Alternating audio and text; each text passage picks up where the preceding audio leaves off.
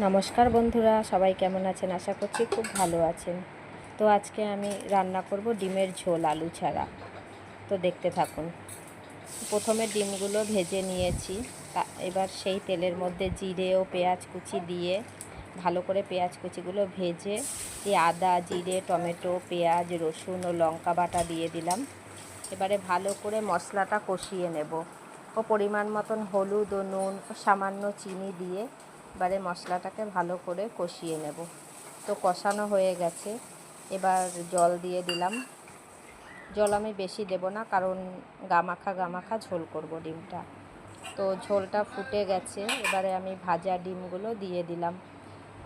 আমি ডিম ভেজেও রেখেছিলাম দুটো, ওটাও দিয়ে দিলাম। যেহেতু আমার মেয়ে এই সেদ্ধ ডিম খায় না, ভেজে ঝোলটা করতে হয় ওর জন্য। তো এবার হয়ে